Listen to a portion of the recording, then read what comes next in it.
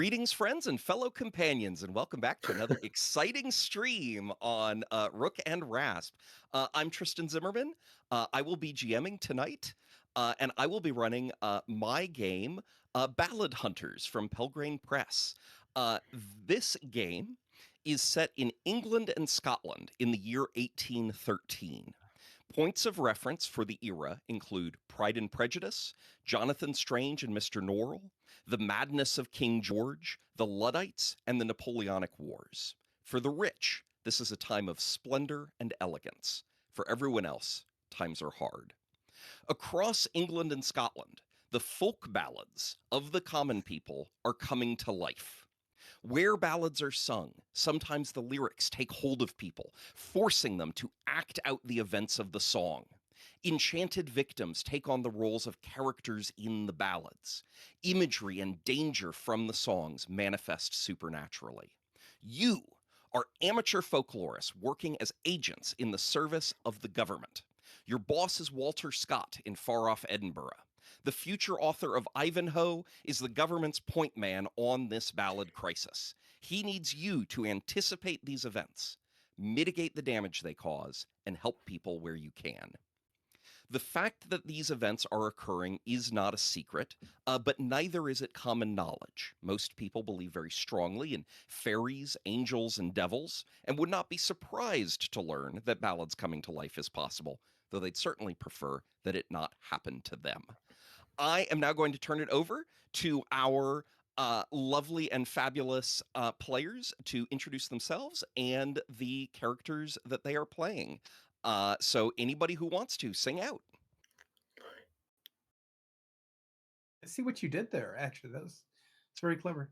Hi, I'm Kaylee, she, her pronouns, and tonight I will be playing the part of Jean Ingram, who is a wealthy class trader who just really likes spending her husband's money on the poor people and other things like that. Very interested in the folk traditions of England and Scotland. I'm Matthew Orr of Wet Ink Games. I am going to be, I got he, him pronouns. I'm going to be portraying Tom Harris, who has been invalided out of the Royal Navy after a skirmish with Napoleon. He's a one-armed former sailor who has the time on his hand for the first time in his life, and he's wandering around investigating this landed mysteries that he's up to. So. All right, I'll jump in. I'm Marie. She, they pronouns, and I will be playing Gamwell Hunt, the bulldog for the rich. I'm basically your rough around the edges guy that you call, well, if you can pay enough, to fix the problems you don't want to fix and get your hands dirty. Hey, I'm Ren from Feisty Bunny Media. I'm going to be playing Rosie Grace. She's the mixed up revelator. Basically, she's been studying religion and folklore for so long that it's all gotten kind of mixed together in her head, and she has all her own ideas now that she will tell to anyone that will listen, even the cows. Oh, and my pronouns are she, her. All right. So, one thing that I like to do whenever I play with folks that I've not gamed with before, I like to do a quick check-in. So, for everyone's awareness, this adventure as written includes terminal illness, mild body horror, and possible murder. Are all of the players comfortable with this? As long as the body Enthusiastic. horror doesn't involve eyes, I'm okay. We are good to go. No eyes. Thank you for letting me know. Yep. All right. So, each of you has chosen a character, and if you look at your character sheet, we're going to talk through the rules here real quick, which will not take long. If you look at your character sheet, what you will see is that there are 7 abilities on your character sheet, and 2 of them are crossed off. Of the remaining 5, they have a little checkbox next to them, which, since we're using digital character sheets, at least in this version of the digital character sheets, you should be able to check and uncheck them if you need to. The way this works is um, sometimes your character will attempt something where it is not necessarily clear whether they would succeed or fail, and it could be interesting if they failed. In such a case, I will tell you, hey, roll me athletics, roll me cruel, roll me kind, and I'll say one of those 7 abilities. Um, if I and what that means is please roll me a 6-sided die. Roll me 1d6. Usually a result of 4 or higher will mean that you succeed on the thing. A result of 3 or lower will mean that you fail. In some very specific cases, the number that you need to hit might be higher. Um, I will let you know in advance if that is the case. If I ask you to roll one of your 2 abilities that is crossed out, you automatically fail. It doesn't necessarily mean that your character is incompetent in those 2 areas, just that these are things that your character cannot rely upon in a crisis. Um, you are well within your rights to say, Tristan, I think that you have misunderstood what it is that I am trying to do here. I'm not doing thing that this particular ability. I think it more clearly falls under this other ability that I can do. I might say yes or I might say no. But always bring that to my attention if I ask you to roll something that your character is not one of the abilities that your character is not proficient in. Questions about rolling before we talk about the compass verse mechanic? All right. Uh, Oh, oh, Matt. you were talking about the check on check. Like, do we check We will like talk about that. Okay. Yes, we will talk about that. Okay. Um, the first thing, though, that we're going to talk about, before we talk about that, we are going to talk about the compass verse mechanic. You see, each of your characters, each of your investigators, in the service of Walter Scott, he is not Sir Walter Scott yet, for folks in the audience who are curious. Each of your characters has access to a little bit of ballad magic. You have on your person something called a compass. It doesn't have to literally be a compass, it's just an object that you happened to have on you the first time your folklorist investigator encountered a ballad that came to life.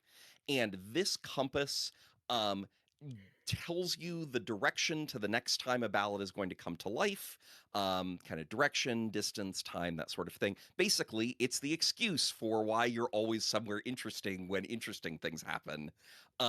That's our plot device to get you there. But your compass also contains within it a single verse from a ballad.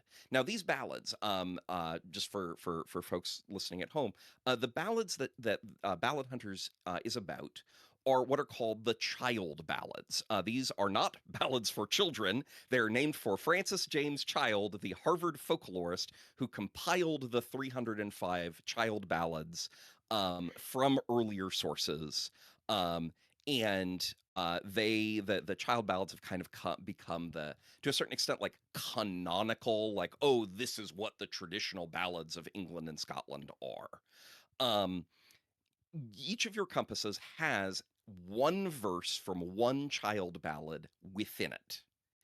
And you can, at any point in this adventure, cause the imagery in that verse to come to life, to manifest in the game world, and perhaps to overcome an obstacle. And we now need to determine what compass verse each of you have. So I'd previously sent out a document that contains quick math 27 compass verses. The actual book has 100.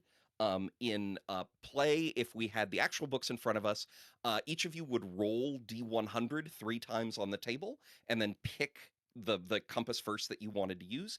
Instead, these particular compass verses are in 6 columns of 3. And so each of you, I'm going to ask, just roll 1d6, and then starting on the first page, because it's 2 pages, starting on the first page, count left to right, and then, roll on to the second page if you rolled a 4, 5, or 6, and keep counting until you reach the indicated column, counting 1 through 6, and then pick one of the 3 compass verses in that column. Clear as mud? Yep.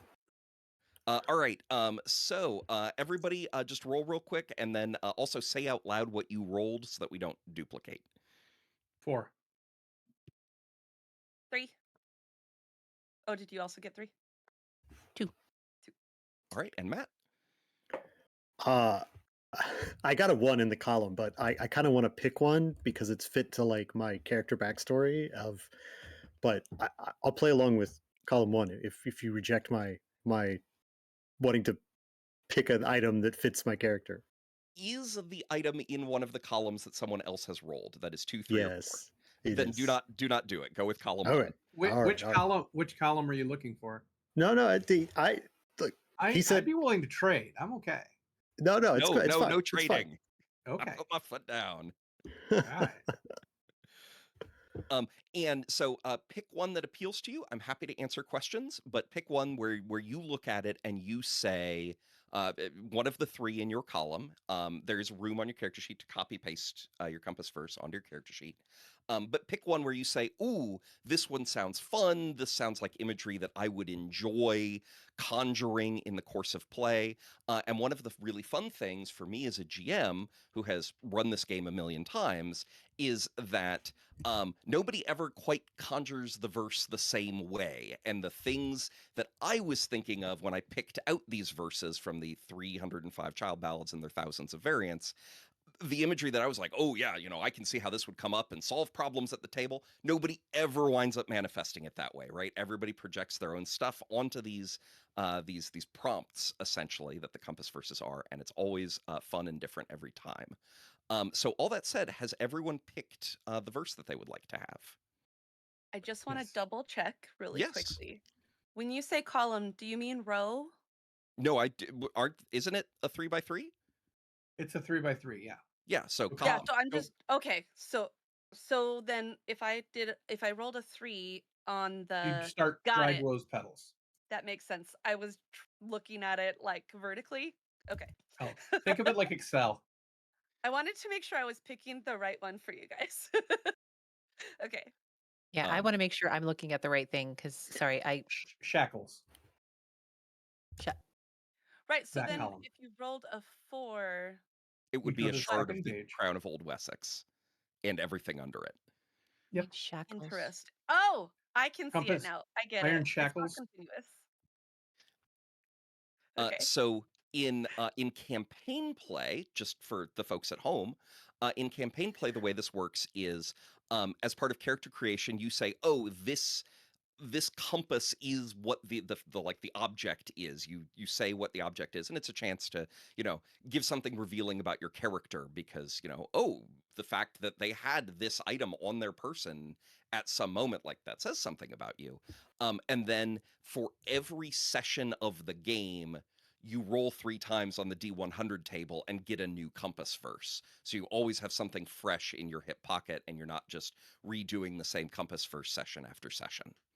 Hmm. These, because we're in a fast moving one shot, all the compass verses that these fine folks are sorting through have just say, oh, this is the compass, and then this is also the compass verse. So I've chosen a handful of quartz pebbles as my compass. And what is your verse?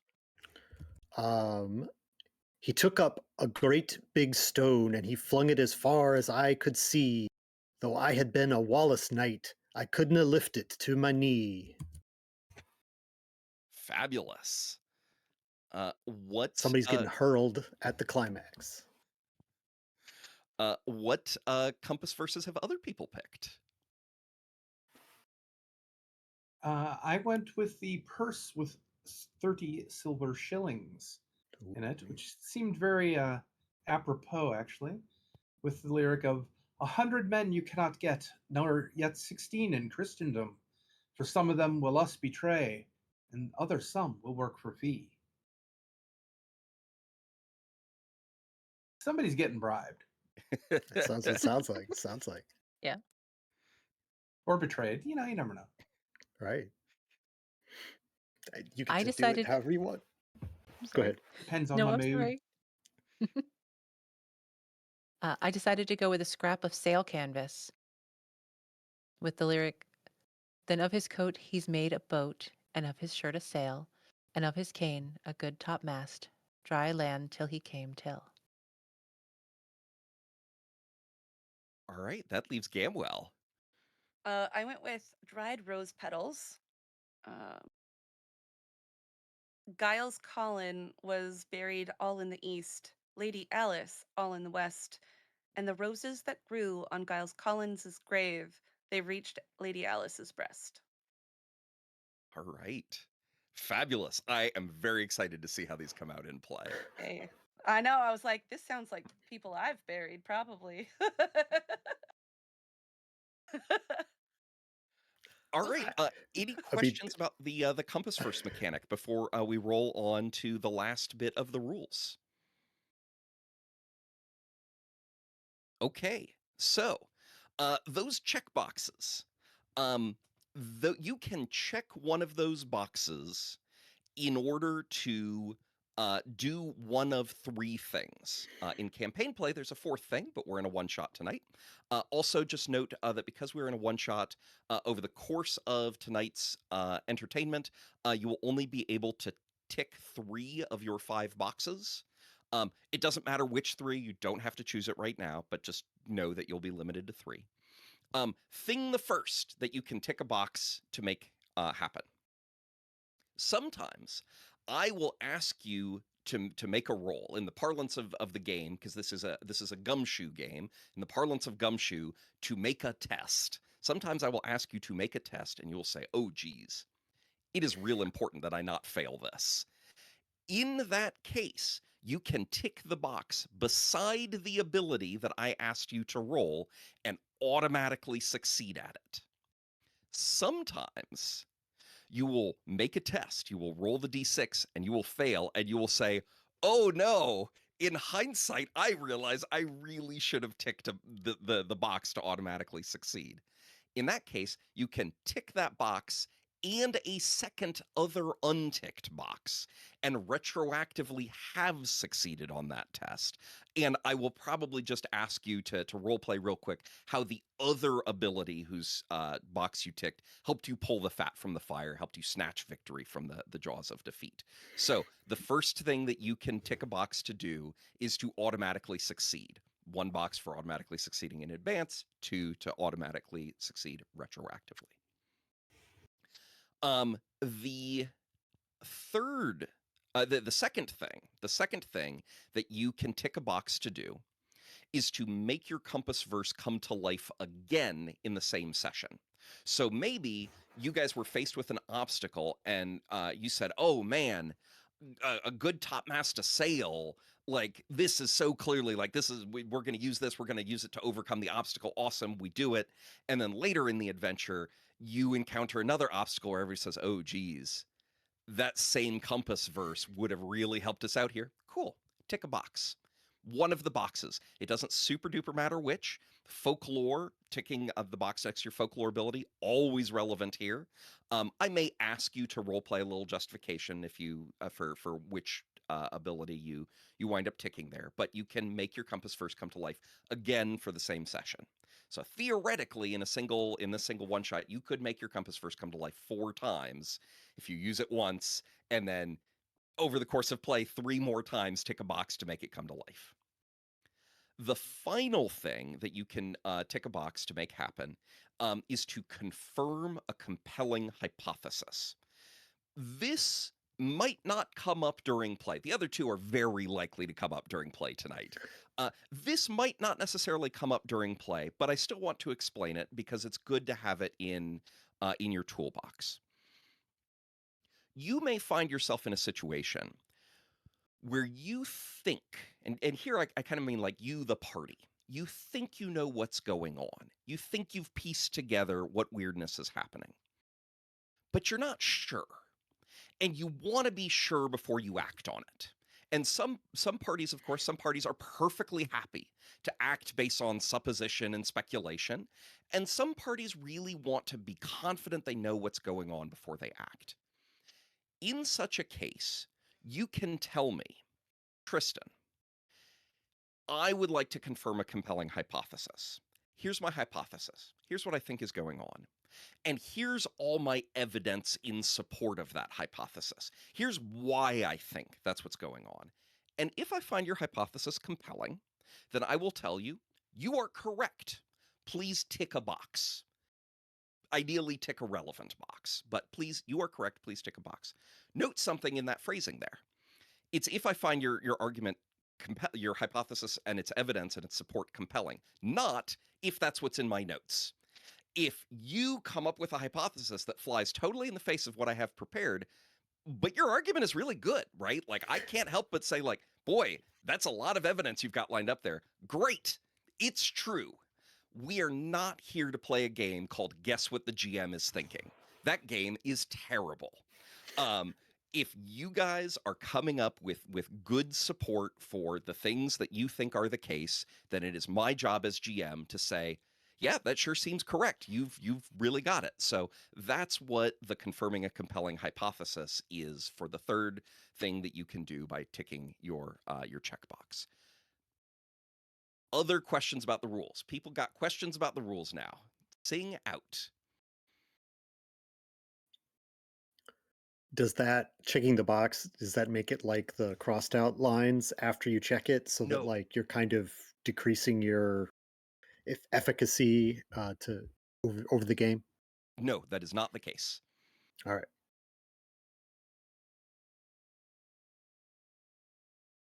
All right. Opportunity for final questions before we just roll into this session. Okay. Do we? I mean, all of our characters are sent by the crown under Raleigh to do this. Like, do we know each other already? Have we been working together? Yeah, so you all great questions. And you know, I'll this is all in kind of the thing that I will cover in the start, and I will just answer it right now because it is so Oh, convenient. So thank you for teeing me up. all right. um so you guys are working for Walter Scott. Walter Scott in far Scott, off. not Raleigh. Yeah. Walter Scott in far off Edinburgh, he is the government's point man in this ballad crisis, right? Ballads are coming to life. This is a problem. Um, Walter Scott, you are the leading public expert in ballads, which is really the case in 1813 England and Scotland. Um, you're in charge. Like, figure this out. Make this not a problem. In real history, Walter Scott is lame in one leg, and travel can be difficult for him. Which is where the party comes in. You all are folklorists, handpicked by Walter Scott to be his agents in the field, and you are armed with your compasses. Your compasses tell you where things are, where ballads are going to come to life, when they're going to come to life. They get you there, following your compasses, and you um your job is to get to where the ballads are going to come to life. You all know each other. You've all worked together before. You've been traveling through Britain together. Whether you trust each other or not is your business. Certainly none of mine. Um, but your job is to go to places where ballads are about to come to life and try to mitigate the harm. Because a lot of these ballads, in particular, all the ballads that are included in the book because they make great adventures are the ballads where bad things happen to people. And so, you know, oh geez, people, innocents are hanged, people drown, lovers betray one another, dragons rise, you know, the dead walk, all these things that are very bad. And your job is to go to these places where these bad things are going to happen and try to stop them from happening. And we will discuss that more as it becomes relevant. Um, but you all are coming north from Newcastle, so you're in the northeast of England, not too far from the Scottish border. Um, and you're coming north from Newcastle, following your compasses that are leading you towards the town of Alnwick. And the route that you are following is leading you along a road that passes through the tiny village of Newton on the Moor. Newton on the Moor barely even qualifies as a hamlet. It's basically just like a strip of buildings on either side of the road. Blink and you'll miss it. But as you are passing through Newton on the Moor towards Annick, um, the door is thrown open to the only shop in Annick, and you could tell because, of course, you live in this time and place that this is a shop, but it is also someone's home, and it is almost certainly some sort of general goods store. And the door is thrown open, and a young woman, a teenager, rushes out of the shop and calls out to you. Are you going to Annick? If you see a doctor, please fetch him. My mother is very sick. What do the four of you do? Gamwell keeps walking. Not my problem. What a jerk. I think Jean would probably stop and look down at the young girl. It's like, what ails your mother? Oh, she's got this terrible illness. She's bedridden, and she's getting worse. Well, we'll see if there's a physiker in Anik. And if so, we'll send him back post haste. Don't worry. Thank you. Thank you so much, ma'am. Thank you. Thank you. Thank you. And Jean reaches out and like slips the young girl a shilling. It's like, make sure to get you and your mom a good meal. Oh, thank you. She like secrets it in her clothes. And then I turn to try and catch up with the. Gamwell's gonna turn to Eugene. You really think that's the problem that we're supposed to fix? What is that? It's People a die. problem. Yes, and if we can help prevent them from dying, why not? We're going to Anik. It costs me nothing. Costs you nothing. I don't know. Rosie, Seems it cost you a shilling, but I think we're good. Rosie, it mean, looks like you have thoughts. Make sure you leave out a saucer of cream for the fairies. Oh, and make sure you tell the alley cat that lives behind your shop that he needs to tell the rats to pass a note to the leprechauns and let them know that you need help too. I will milk, alley cat, rats, leprechauns. Got it. I think at this point, Jean looks at Gamwell. That is why the shilling is worth it. Who do you think she's going to listen to? Oh, fair enough.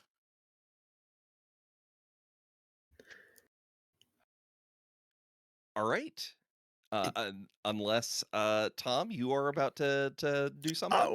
I don't know. I just wanted to assess. Okay. You say it's on. This is Anik on the Moor. Like, are we? You're in This is Newton out. on the Moor.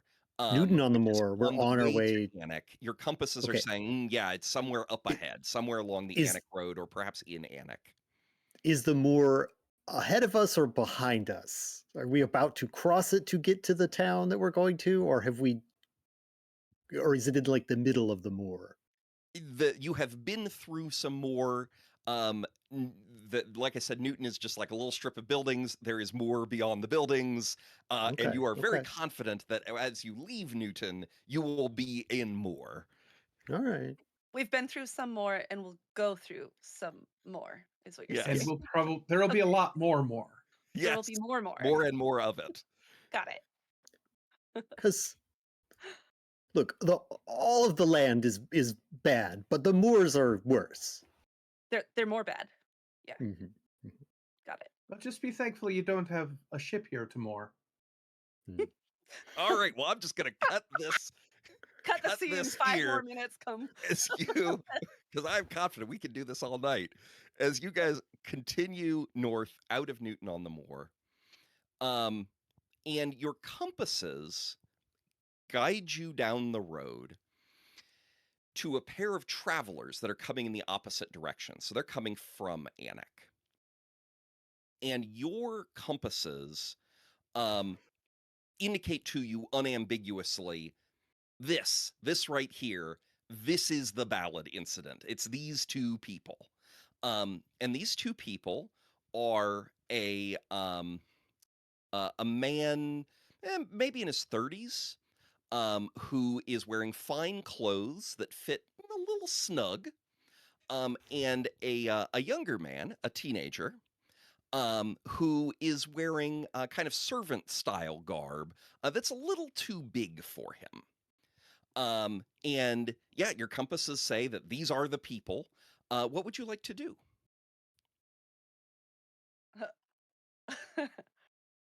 Gamma's looking at them. All right, I changed my mind. This might be it. Does that look like those clothes are stolen by any chance to you guys? Hmm. They don't fit them. Doesn't seem off at all. Oh, maybe they're just wearing each other's clothes. For fun? Well, yeah, don't you ever wear someone else's pants for fun? Rarely. Not since I gave up drinking. The teenager, as they are walking towards you, the teenager waves and says, "Oh, hello, fellow travelers on the road. Um, uh, are you coming from Newton on the Moor?" As it happens, we are. That's what lies We behind. Yeah, there's not anywhere else you could be coming from. Um, we heard that there is a woman there who needs medical attention. Do you know if that is still the case? Indeed. Yeah, I'm looking at Gene. Are you a physicker? Oh, I am not, of course, but this is Dr. Bothwell Burnett. I'm Geordie, his manservant. I'm Geordie, his manservant. This is Dr. Bothwell Burnett, and we have heard from other passersby that our we of course we're just traveling. We're just traveling through. We're just passing through. But you know, we've bumped into people who have said that a doctor is needed in Newton on the Moor. So that's where we're heading. What brings you all to this deserted stretch of road? Oddly enough, we're looking for a physicker to help our friend. Come, we will help you. We will take you right to them. Uh, Dr. Burnett, you can see him kind of like he doesn't audibly grumble, but like he does the physical equivalent of that. All right, well, let, Did, let's did let's not stop. Let's keep moving. do either of these gentlemen look like doctors? Like, like Like, I mean, is the there's a guy certain. even carrying like a doctor's bag or any kind of bag that could have medical equipment? Uh, so Dr. Burnett is definitely carrying a bag consistent with those that you have seen physicians carry. His Okay. clothes, though they do fit a little snug, um, are consistent with the social class you would expect of a doctor. Good looking at Tom. Hey, just I'm curious.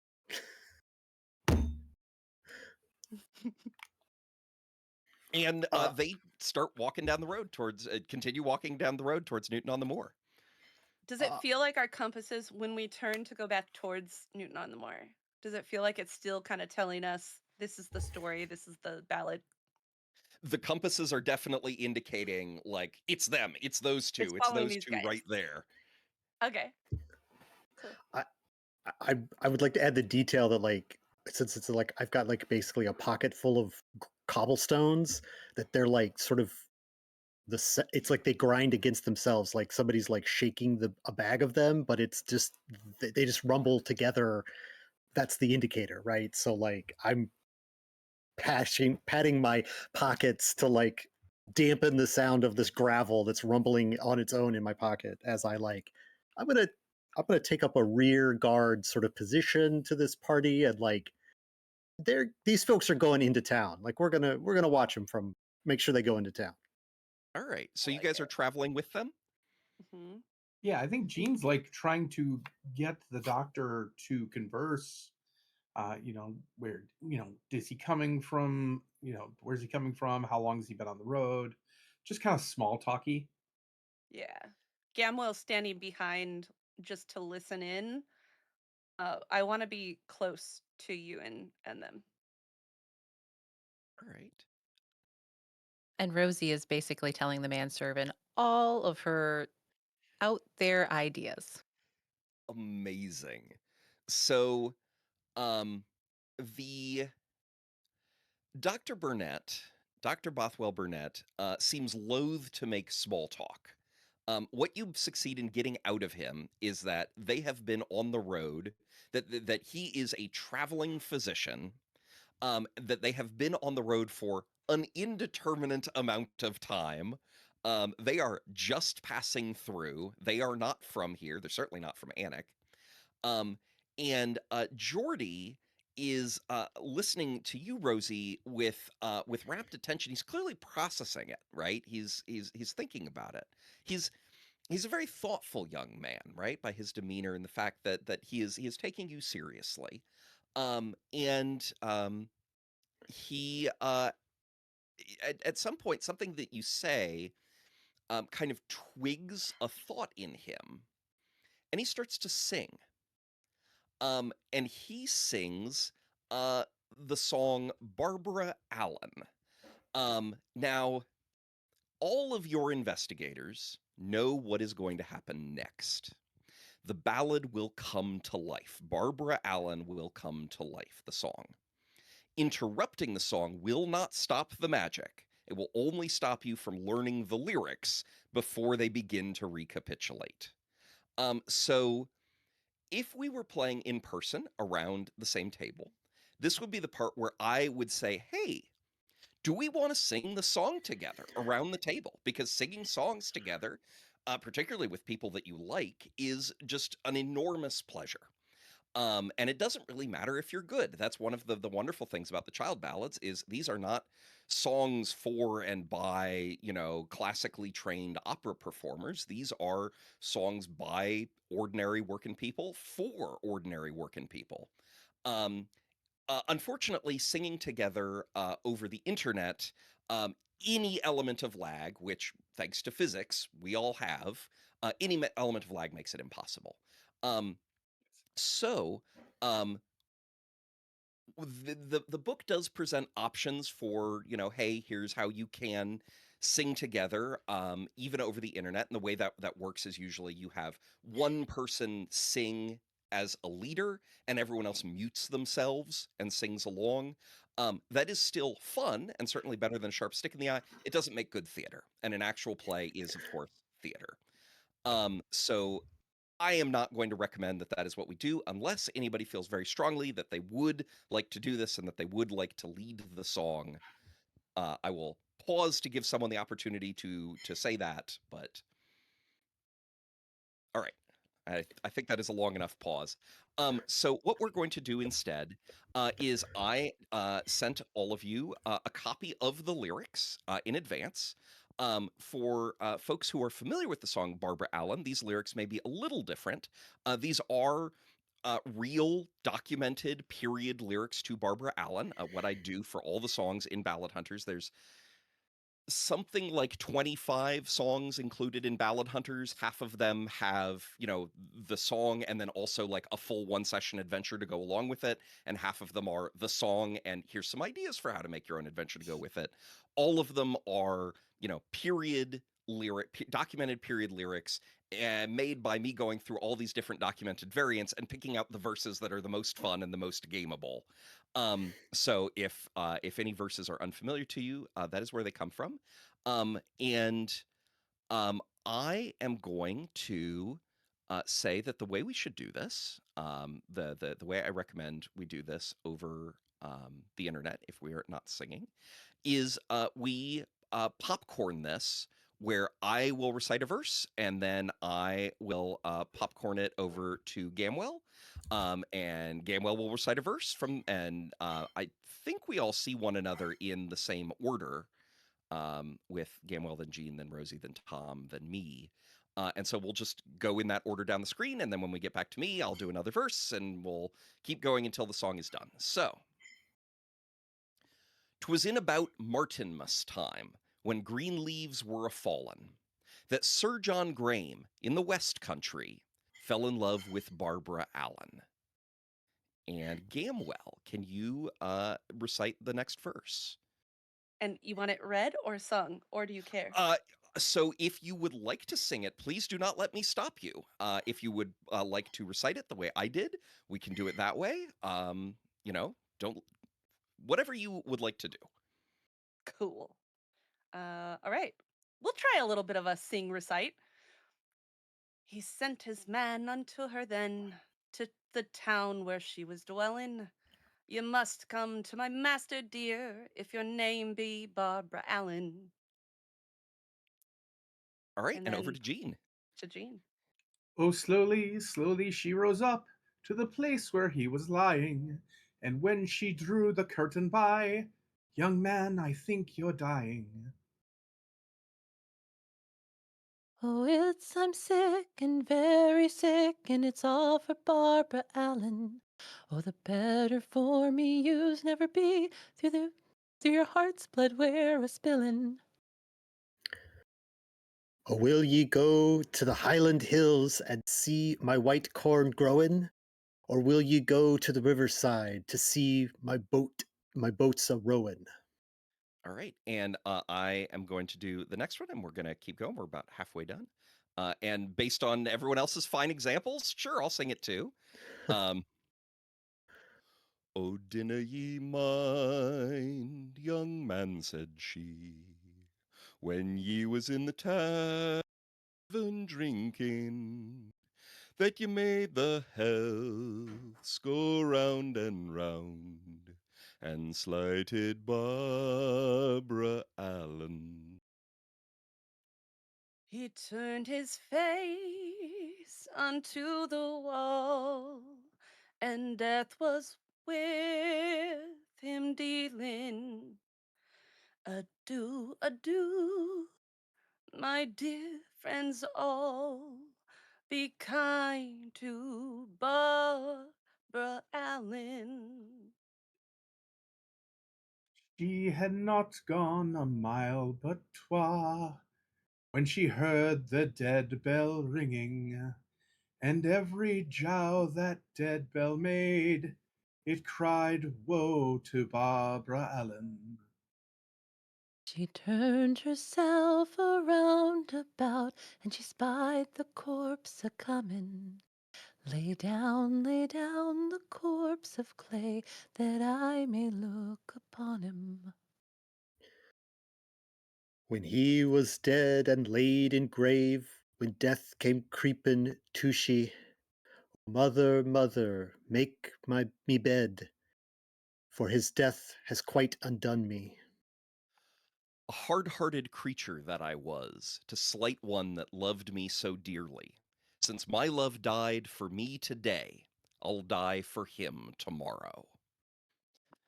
Uh, Thank you all so much for singing. I did not even remotely expect that.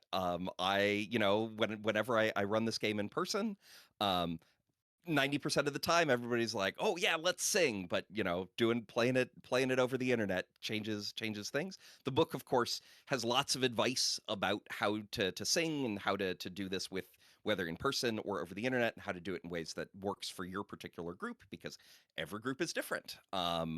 And that's all fabulous. But the thing that we need to do right now is the four of you need to tell me what happens in this song, right? We need to make sure that we're all on the same page. Who are the characters? What do they do? What occurs?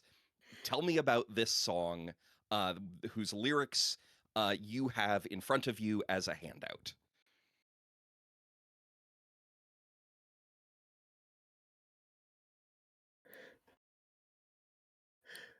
Uh, I mean, to me, this is like there's some obscurity here, and I think that's kind of the point of these sort of songs.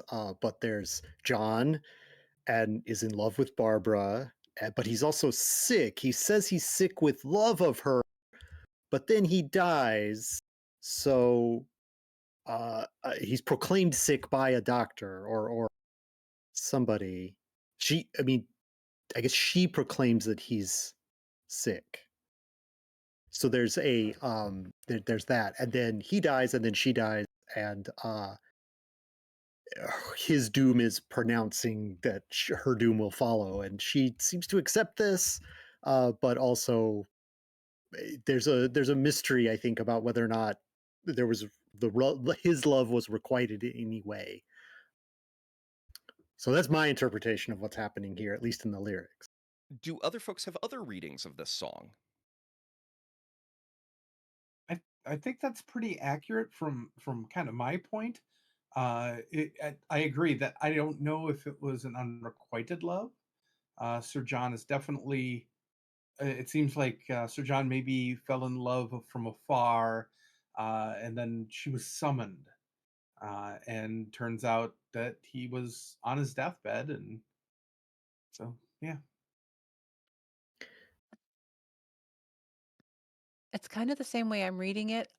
The one that's tripping me up is when you was in the tavern drinking, that ye made the healths go round and slighted Barbara Allen. I was looking at the same. Like it It's almost sounds like.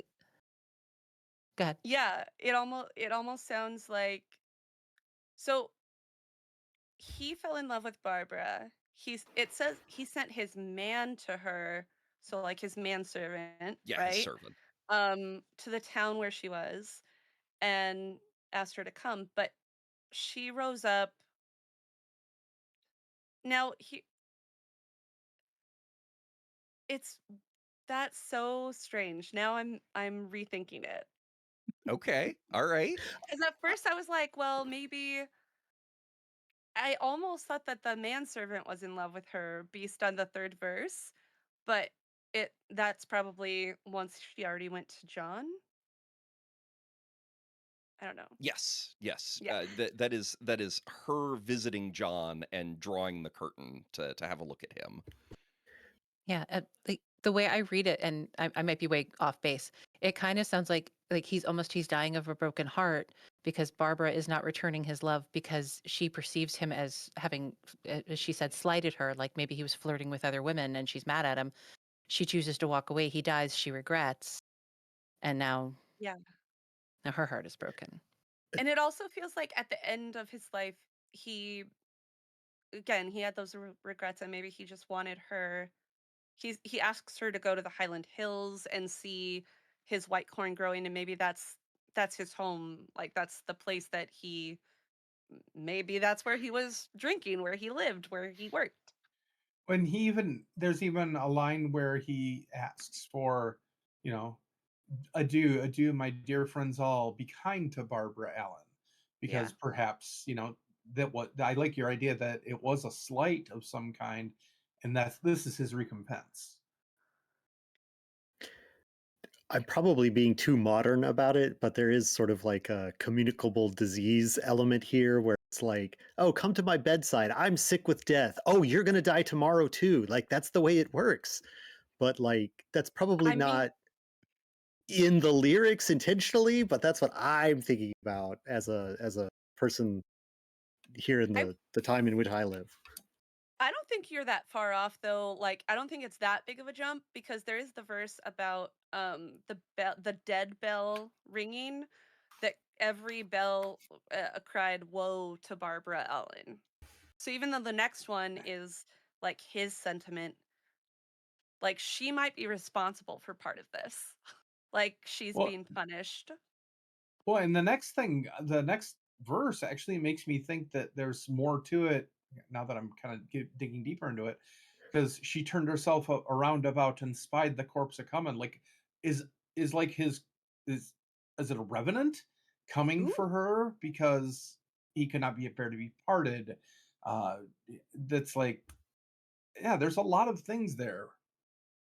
Yeah, is it his actual corpse or is it like his funeral procession? Mm. True. I was That's a thinking good point. spirit, but like it's just an image of his spirit. But like, yeah, I mean that all of these are these are gameable lyrics. It's very fun. Lay down the corpse of clay that I may look upon him. That's what she said. That does sound like a funeral procession, though. Yeah, Yeah, like you said, like in Rosie. modern parlance, would you please open the coffin so I may look upon it one more time? Right. And The then death when he came. was dead and laid in grave, then death came creeping to she.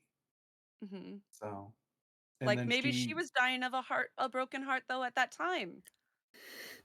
Yeah, it's kind of what it I sounds mean, because the if the next death line, is the parallel. yeah, because it does say, "Oh, mother, mother, make my bed, for his death has quite undone me." Yeah, especially the last verse, "A hard-hearted creature that I was, to slight the one that loved me dearly. Since my love died for me today, I'll die for him tomorrow." It's like in that moment that she looked at him, she realized he wasn't the one slighting her, she slighted him and broke his heart. I don't know. There could be I slights on like both it. sides. All right. Well, There's it sounds Extra spice. like communication support. we've got some thoughts, which is Yeah. fabulous. And this is a part where I now tell you, uh, given your investigator's experience, you have some sense of what to expect. Some nearby people will take on roles from the ballad in a sort of mind control. They will try to do in real life what their characters did in the song. Imagery and metaphors from the lyrics will spring into real existence, usually in ways that make it hard to change the tragic ending, and not always in the order you expect. There are a few tactics that you have seen work to keep innocence safe. First, it's often helpful to figure out what roles are being played by what people. If you know who specifically is going to do something bad, maybe you can stop them from doing it. Second, you can try to anticipate what's going to happen before it happens. Maybe you can make the things that an NPC wants to do impossible before they have a chance to do them. And finally, you can turn the lyrics against themselves. If you try to make something happen that goes against the story, but you do it in a way that's consistent with some part of the lyrics, the ballad might help you along. So questions about all of that? All right. So you guys are traveling towards Newton on the Moor with Geordie and Dr. Bothwell Burnett. And who do you see someone coming towards you from Newton on the Moor? They are in a cart. Um, this cart has and you know there's a woman in the cart and she's driving on the animal, and there's a rowboat in the cart. That in and of itself is not unusual. You do have to get the rowboat from body of water to body of water somehow. What is unusual is that the oars in the boat's oarlocks, the oars are in the oarlocks. That's weird, and they are actively making rowing motions by themselves. And there is a river crossing the road right behind the cart.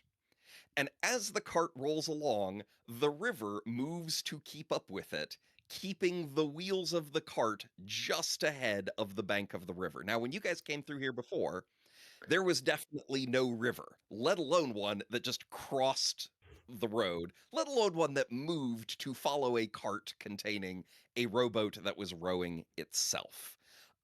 What would you guys like to do about this? Oh Well, man. this definitely feels like there's a what is it, the 5th verse? yeah, The "Go beside the riverside and see my boat rowing." Are we looking at that right now? I think so. Obviously, the doctor seems to be playing the part of Barbara Allen here. Sir John is the sick woman. So I don't see any white corn growing, so this must be obviously where it goes. Hmm. Uh, as you guys, oh, go ahead, Rosie. As you guys are seeing this happening, the woman driving the cart is shouting at you, "Get out of the way! Get out of the way! I gotta keep moving! I can't let this river catch up with me!" She is terrified.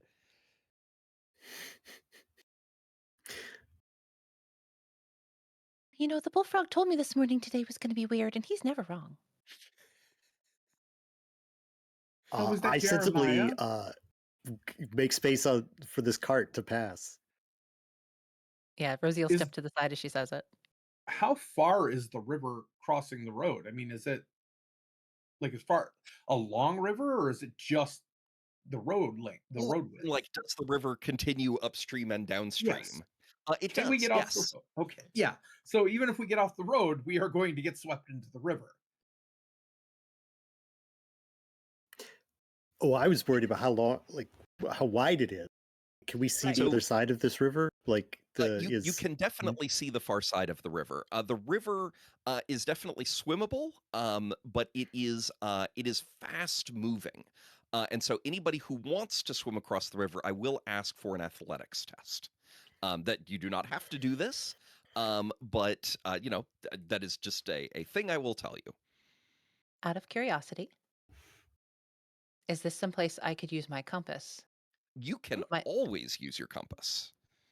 Because my lyric is, then of his coat he's made a boat, and of his shirt a sail, and of his cane a good topmast dry land till he came till. Yeah, that sounds great to me.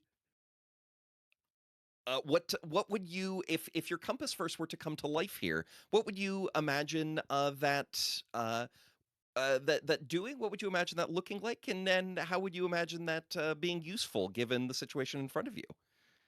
Uh, Please tell me about it.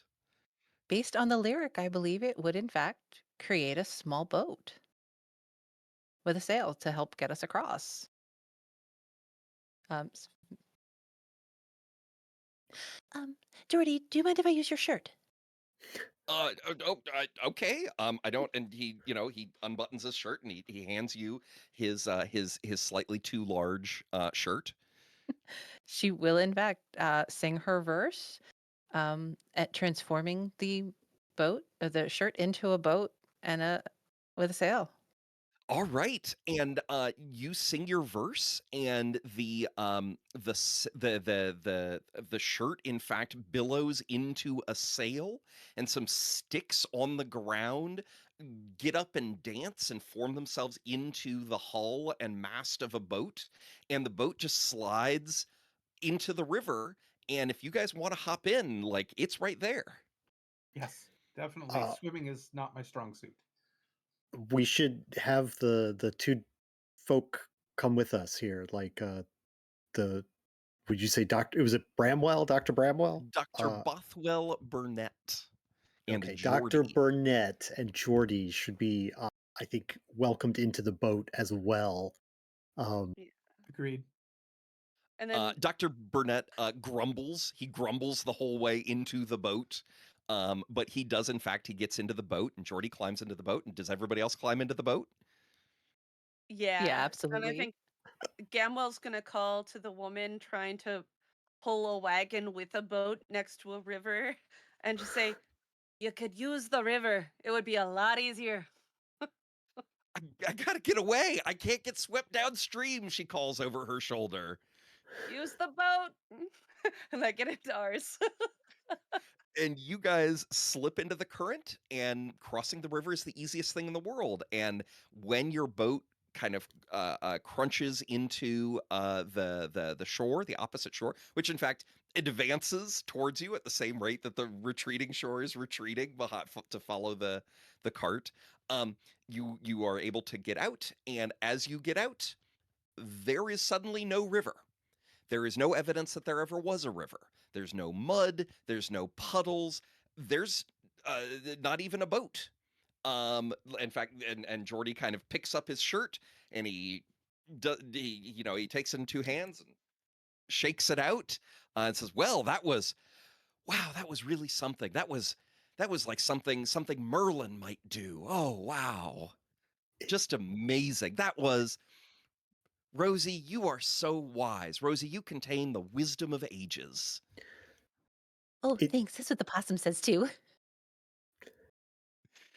is it f- for my own curiosity here, is it possible that like while the shirt was a sail or while he's putting it back on, is this shirt that he has have like a BB monogram in the back of the collar or something like that? Uh, Ooh, you gonna take advantage of this opportunity to have a real good look at this shirt?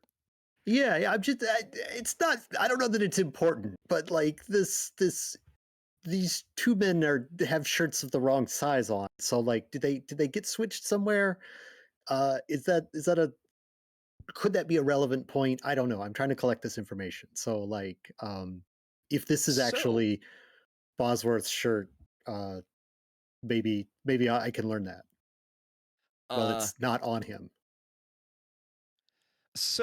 this I have mentioned that this Ballad Hunters is a gumshoe game. This is a very particular kind of lineage of investigative role playing games, and there is a core principle in gumshoe games that the players always get the clue. And that it is much more interesting to have the clue and maybe flub the interpretation than not to have the clue and the adventure just grinds to a halt, I guess. Always more fun for the players to have information. And what they do with it is their business. Um, so, but what we're going to do here is you are able, this is a good opportunity to have a look at this shirt and you get the information, right? You're a perspicacious fella, Tom. Um, you note there's no monograms, there's nothing like that. But um, this shirt, like virtually all clothing from this period, was made for a very particular person, right? Nobody. This is starting to change with the advent um, of machined cloth. Things are starting to change, but for the most part, in 1813, even poor people are wearing tailored clothes. There's no like, oh, I go down to the store and I buy something off the rack. Everything is tailored. Um, you just then have very few tailored outfits and you wear them over and over and over again. They're also very hard wearing. Anyway, this is tailored for someone. This was made very intentionally for that person's size, and no effort has been made to retailor it. It's not that, like, oh, I got this shirt secondhand, third hand, fourth hand, went to the cheapest tailor I could find, and they didn't do a great job. Like, no, this shirt has not been modified from its original owner. I will, however, ask you to roll me. Let's see here. What am I going to ask you to roll me? I'm going to ask you to roll me skullduggery to do this without do your observations without being noticed.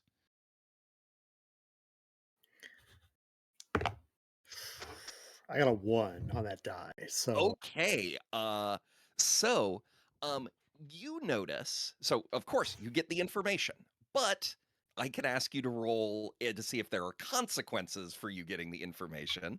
Um and Dr. Burnett has taken a keen interest in your keen interest in this shirt. And he doesn't say anything about it, but you have been noticed. Be advised.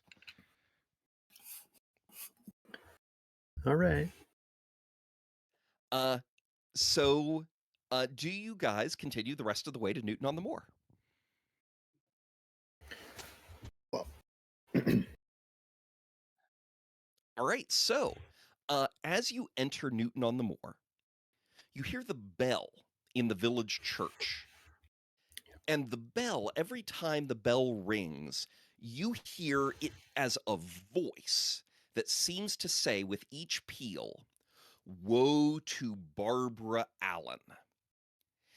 And when this happens, Dr. Burnett swears. Like just a real nasty swear. I didn't ask John at the beginning whether I'm allowed to swear on the stream or not, so I'll assume no until told otherwise.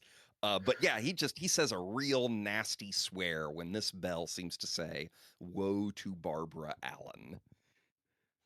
Usually Twitch allows like one little swear, but don't go crazy. Yes. PG-13 rules. You get one Yeah. F-bomb per stream. Right. I mean, you can obviously, Oh, you but just went muted.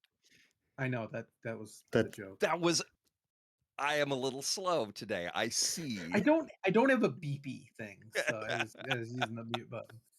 It was So yeah, clever. thinking. Yeah. So woe to Barbara Allen. Okay. Um, I turn around to look for a random corpse coming at me.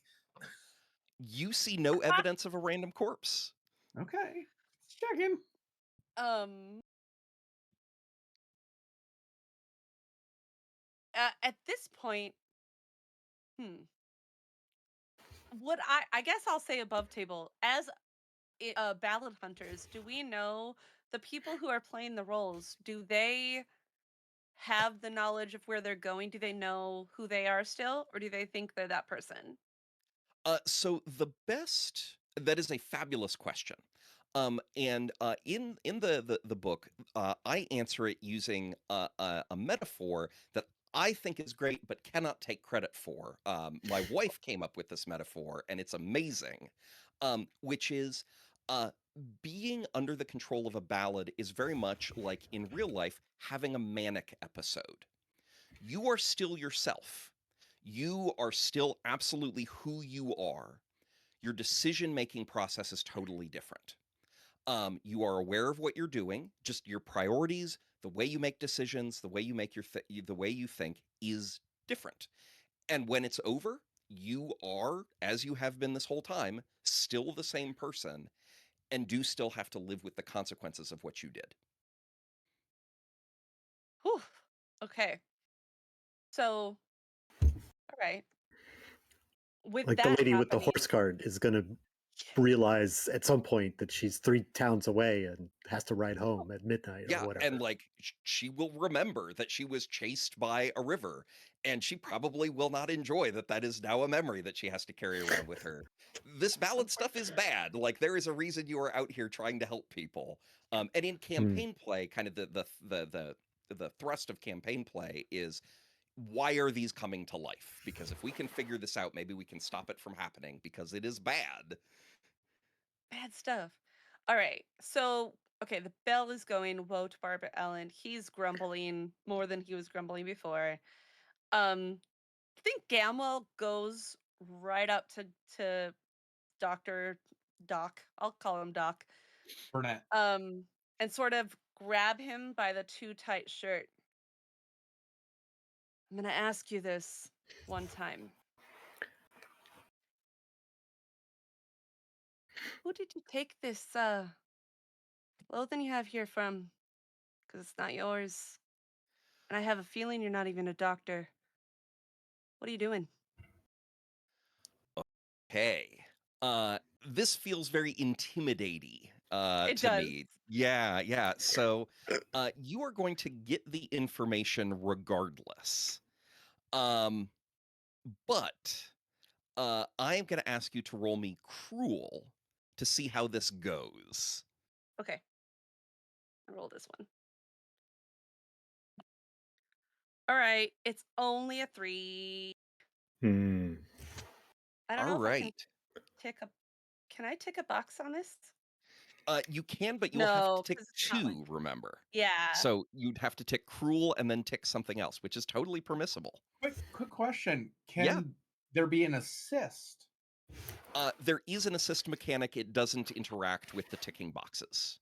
The fact that Okay. it has already been rolled means that Okay. it's too late. Cool, cool, cool. No worries. I'm gonna take the miss because I think that's fun. So Okay.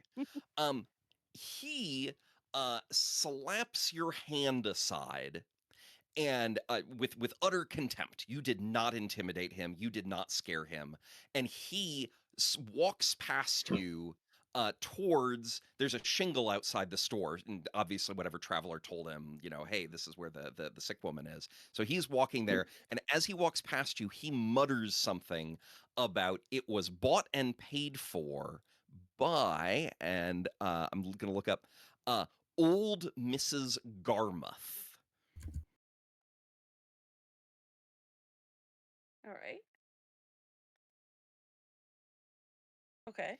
And then the door is flung open, um and a the young woman, the teenager from before, um bustles out and says, "Oh, oh, thank goodness you're here. You're here, and you're back, and you, and she kind of points at Dr. Burnett's bag, like, you're a doctor? You're a doctor, please, come in, come in, come in. And she kind of grabs him by the arm and hustles him in, and he kind of doesn't want to be hustled in, but she hustles him in. Um, and do all of you follow or not? I Oh, do. absolutely. If only to keep an eye on this, I'm coming. So, Is what the other person who I forgot his name, Jordy? Jordy? Yes, is Jordy accompanying Dr. Burnett as Ooh, well? so you are continuing to pay a great deal of attention to Jordy, which is a lot of fun. Um, I mean, so if they're going in together, we'll go. Well, you could all go in, yeah, but if they're going to split up, somebody's got to they watch do the not other one. split up. Okay. Jordy, um, would I be right in thinking that in real life you have at some point been a teenage boy? Uh, like me as a player, yeah. Yes, as a player.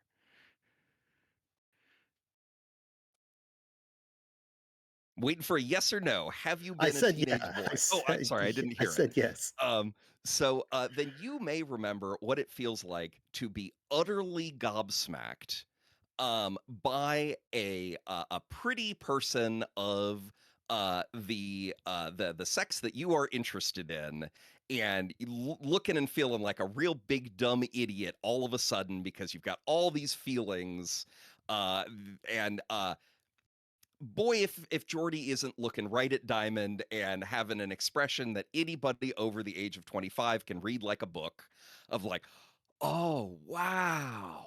Oh, forgive me, I did not give her name, but that is the name of the young woman, the teenager, who is hustling Dr. Burnett in. Jordy is taken with this young woman, whom he has not so much as exchanged a word with. So Jordy is the lady's maid of Barbara Allen, Uh, because now we're I mean, talking about her manservant, maybe. Mhm. I don't know. This may be this may be John. This may be John and Barbara But I thought, of the oh story. yeah, maybe. I thought I Sir don't know. John was the one who was sick, but you might be right. So you guys walk You're right. in You're right. and you pass through a very cramped small general store. Behind the counter it is just stacked floor to ceiling with stuff. And you pass through this space into the private living area behind, which is small and smoky and cramped and dirty.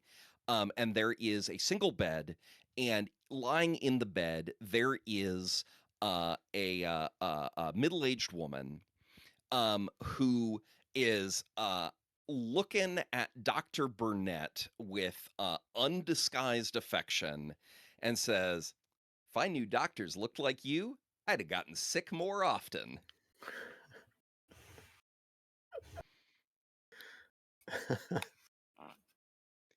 The doctor kind of gives her a once over, starts checking symptoms and so forth. And it uh, becomes immediately obvious to all of you observing these proceedings that this woman is turning to clay. Like literally, her body is turning from flesh into clay, which is presumably bad and is certainly not a thing that bodies are supposed to do.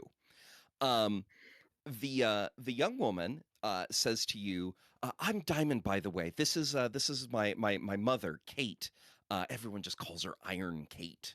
But please pull up some floor. Pull up some floor." And after doing this medical examination, Dr. Burnett um, begins conferring quietly in a corner with Jordy. Um, and they're kind of talking in hushed tones, and Kate lying in the bed is kind of giving a how you doing look over towards the corner where Dr. Burnett is. And what would you guys like to do? Or would you like to do anything? Would you, or just kind of let this particular bit of medicine take its course, or do anything? The world is your oyster. Rosie would like to lean over to Jean and very quietly, um, what do you think the odds are that Our sick patient here is John, and the doctor is our Barbara. I think it's pretty good considering that was my theory about 10 minutes ago. Were you talking to the muskrat? Oh, no, of course not. Don't be silly. He doesn't travel this far. Sorry, my mistake. And like trying not to be rude, but obviously not paying a lot of attention to my companion. I'm attempting to sidle closer to get a listen to what they're babbling quietly. Okay. What they are babbling quietly about is they are jointly, mutually having a medical conversation. The young manservant is fully a part of this conversation, um, and Dr. Burnett. I'm not even going to call for a role here. Like Dr. Burnett sees you doing this, he glares at you, but he seems very interested in the medical opinions of his young manservant Geordie, and the church bell across the street tolls once more, and you all hear it say, "Woe to Barbara Allen," and Dr. Burnett swears, and all of you notice that in person I can just do this as a gesture. I'm going to have to describe it or else do some funny calisthenics for the camera. That everything from his knees on down have suddenly and abruptly turned to stone. He is not locked in place. He's not stonified to the ground, but his knees down are now inflexible, rigid stone. I don't know. I don't think that happened in these lyrics. Mm. I don't see it. Well, Uh, at the end of the ballad, she says, "My love died for me today. I'll die for him tomorrow." Do you think it's possible that that's what's happening now? Like, because he's slighted her, she's going to turn to clay, and tomorrow he'll be fully stone? could be. Oh, what if It's we could get him to not slight her? Hmm. Uh, So we need to do a meet cute. he needs to admit it. He needs to admit his love to her. He has thus far displayed no interest in her, Mhm. right. which is a shame because she really digs this guy. Right. There's the line, you made the healths go round and round, which we might be witnessing right now, maybe, as they discuss the medical stuff back and forth between the two of them. There is also the like, I continue to suspect that they're like impersonating each other for some reason. I don't know why they would be doing that, but that seems to be a thing that they're doing. I don't know that I'm particularly like driven to try to interact with the scene in any way. Although I don't know. So like yeah, I I don't know. I'm feeling like Barbara Allen loved the doctor and his Sir John, who sent his manservant to Barbara Allen, um, is like Sir John was in love with Barbara Allen, but I'm starting to think Barbara Allen was actually in love with the doctor who came to help Sir John. So maybe the person turning to clay, which right now is the doctor, right? Or not? No, Sorry, Geordie. no, No, it's the doctor. Kate. Kate lying in the bed is turning to clay, Oh, Kate. Kate is and okay. Dr. Sorry. Oh, Burnett Okay. oh, yeah. and Dr. Burnett has turned from the knees down to stone. Right. And Dr. Burnett has turned to okay. Yeah. Because I was starting, I put it in my notes. I was like, is Geordie the actual doctor in the story? That's what I I When think it think. comes, I think so. I think he's the actual doctor, but because I think Dr. Burnett is Barbara, and I think Geordie Mhm. is the doctor that she brings to Sir John. So Sir John is turning to clay. All right. yeah, I don't Sir know John is anymore. Kate. Kate is Sir John, and turning to clay. At this Because point, Got it. At It this seems, point, but like, how do who we can say? undo it, I don't know. or stop it, or let it happen in a safe way? I don't know. Tristan, I don't At know. at this point, Dr. Burnett kind of smooths his fancy clothing, and he stands up straight and he says, "Well, this can be cured.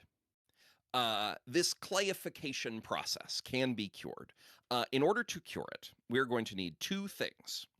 We're going to require nutmeg, and we are going to require an herb." And he then goes on to describe the herb.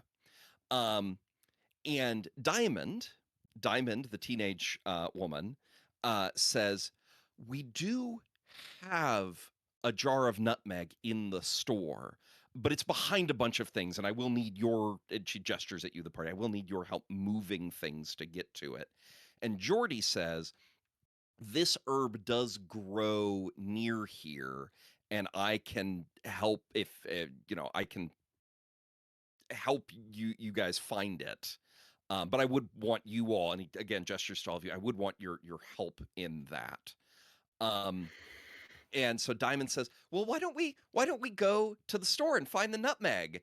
At all of you very eagerly. What do you all want to do about this turn of events?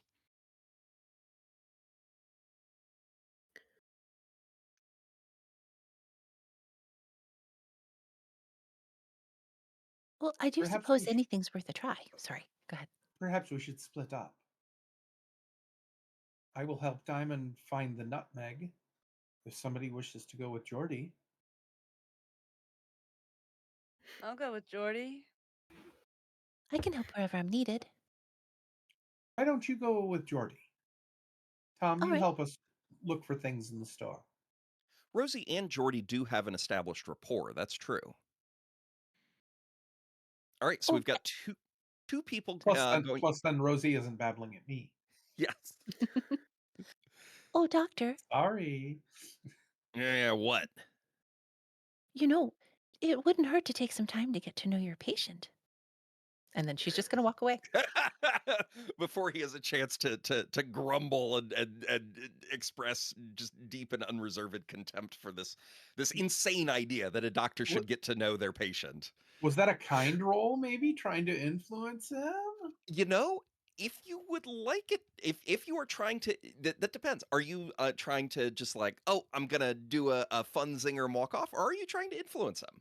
You know, that's not a bad idea. Let's see what happens. Roll it. Roll me kind. I love it. This is super fun. 4. all right. So that is so you'd catch him totally off guard, right? Like you have pierced the armor of cynicism with which he in which he clads himself. And he's totally taken aback, and he says, um okay." And he goes and sits down on the edge of the bed and says, "Well, ma'am, why don't you tell me more about yourself?" And she says something along the lines of, "Oh, I will tell you all kinds of things." And then uh, Jordy and Diamond are rushing out of the room on their respective errands. Do the two respective pairs of investigators go to their respective tasks, which hopefully is the Mhm. record for the number of times I will use the word respective in a single sentence in this game. Yes. Respectively, yes. Yes. Yeah, yeah. Okay. I think we'll follow Diamond into the front where we just passed through to look for this nutmeg. All Sure. right. So in the front room, for the folks who are uh, looking for the nutmeg, so that is Tom and Gamwell. Um, so the dudes are helping with the nutmeg. Um, No, and it's Tom and Jean. oh, forgive me. Yeah, I thought it was Tom and Tom and Jean I Gamwell. went to. wanted Gamwell to be with Rosie because then I don't have to listen to Rosie Yes, of tell course. me How about foolish of me. the raccoons That's at this right. point. That's right. So, Tom and Jean, you all are in the front room, and Jean, Diamond kind of Seidel kind of goes up to you, and she's gestured like, okay, the jar is behind there, and you're going to need to dig back there. She says, I'm sorry, ma'am. You just you seem like you know things, and that young man, that dreamy young man, do you think, is there any chance you think maybe he might fancy me? Gamwell. No, no, the Oh, young man. you're talking about, oh yes. There is absolutely. I think you should what is the phrase? Launch an arbalest bolt at his heart. Oh, wow. That's wow. That's just real poetical. And the two of you who are out with Jordy. Jordy is leading you through field and farm, and uh the he is okay. I think there's going to be some herbs over there. He seems to know this local terrain like surprisingly well for the manservant of the traveling doctor who is definitely just passing through. Um, but as he travels, he says to Gamwell. No, he doesn't say this to Gamwell because Gamwell has definitely established that he is a dick.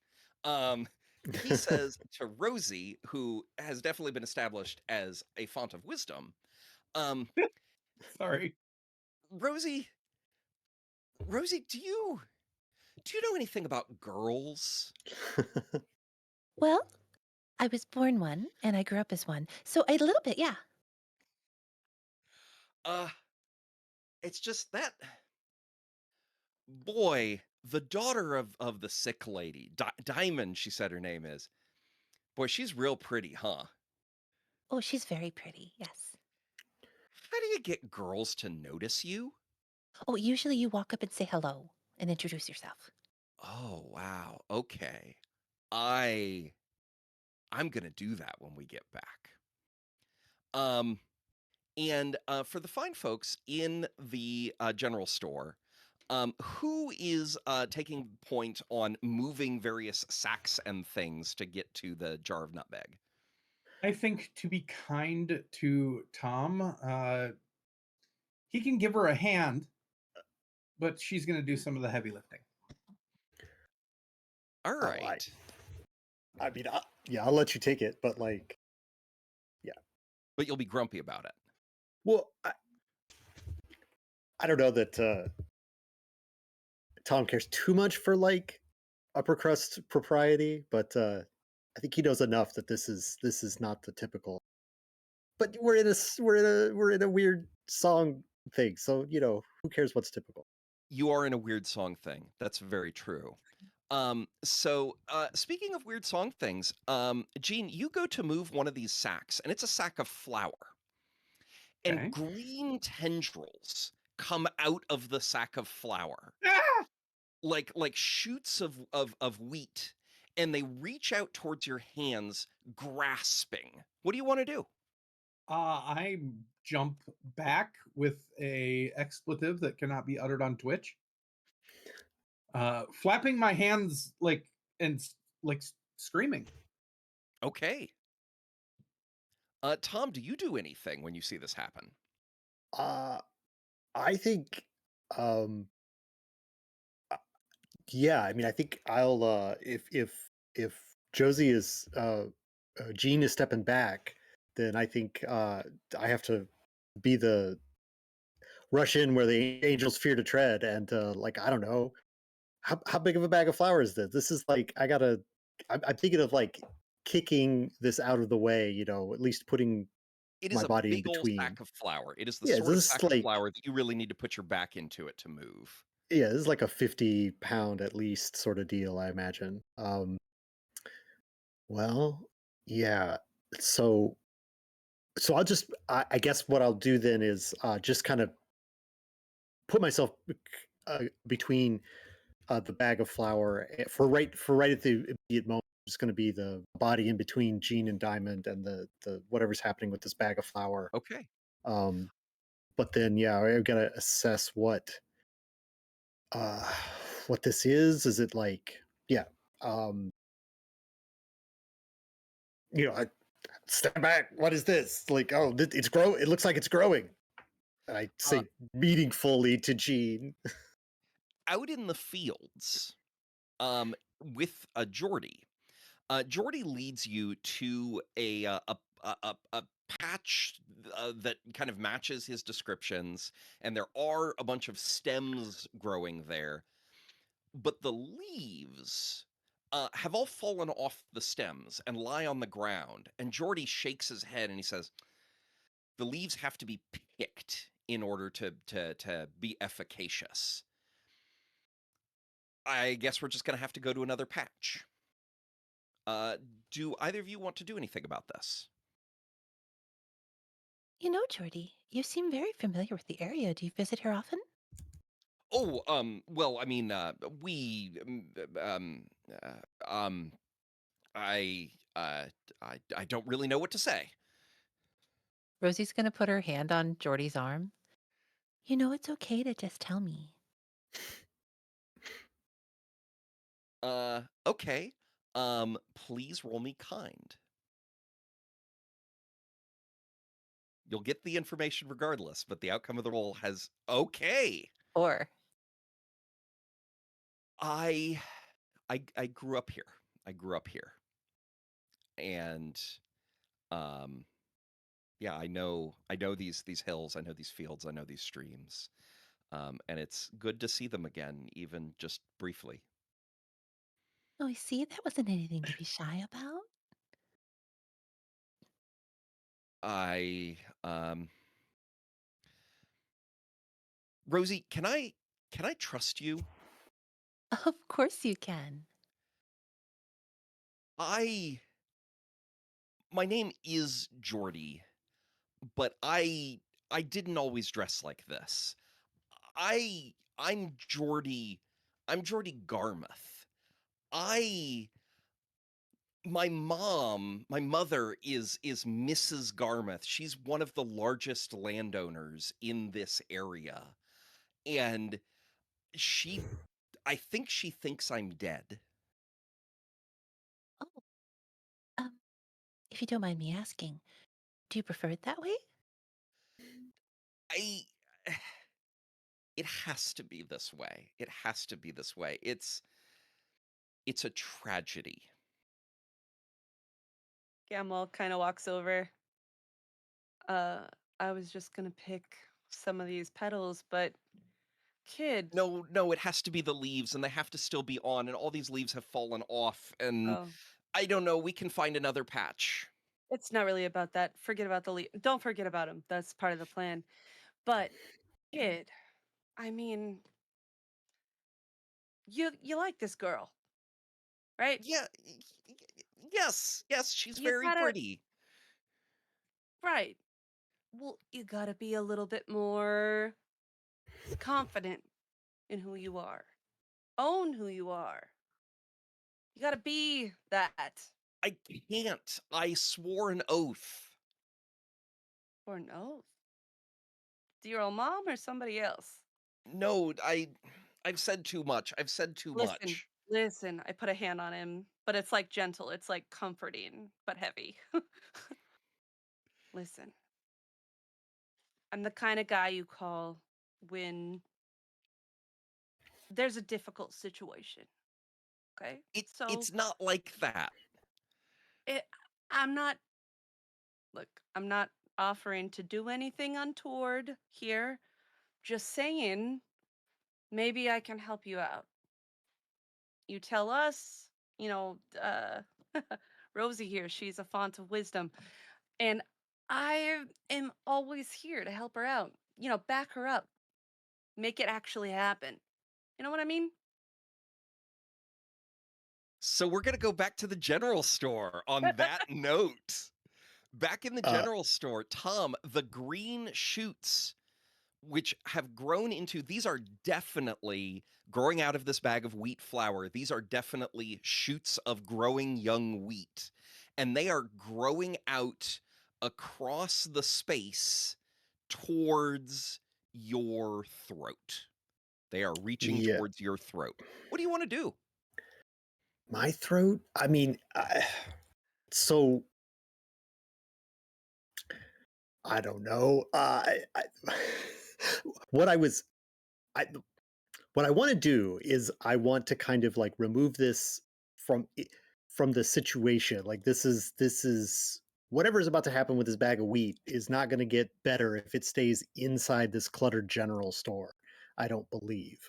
So I was looking to remove the bag of wheat from this situation, and kind of I was prepared to mark my athletics to succeed at this role because like my plan is to kind of like run at the bag and like put my shoulder down to like get it up onto my shoulder, and then I'm like leaving the general store with this bag of flour and kind of like heaving it into the yard or something like that so that it can Uh, do its like grasping try to choke thing maneuver, but like out in the road.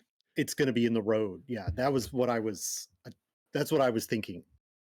I absolutely love it. I am 110% here for it. Go ahead and check that box. This is our first box check of Yeah, the yeah, yeah. game.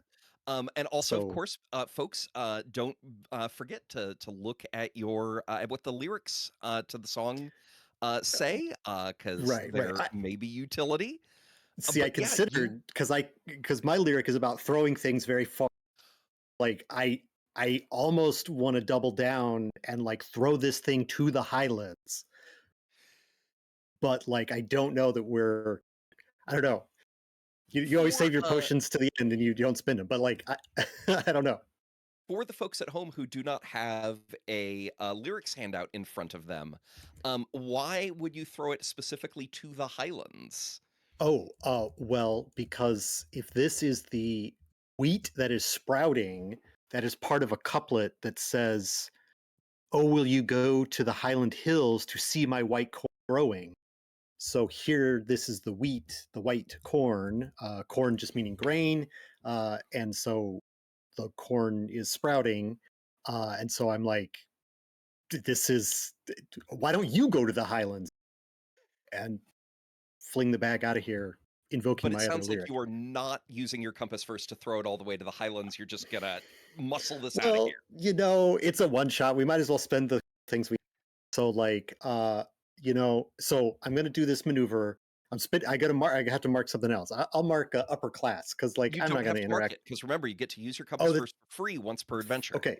Right. So I'm gonna invoke and so like I go down for this like linebacker style maneuver to like I've probably tackled like unruly lads getting into it when they're in their rum on the deck or whatever, uh bowling with bowling with new conscripts is a thing I've done, I'm sure. So like I body check this bag of flour, it's grasping all around. I get it out the door, and then I invoke my uh, compass.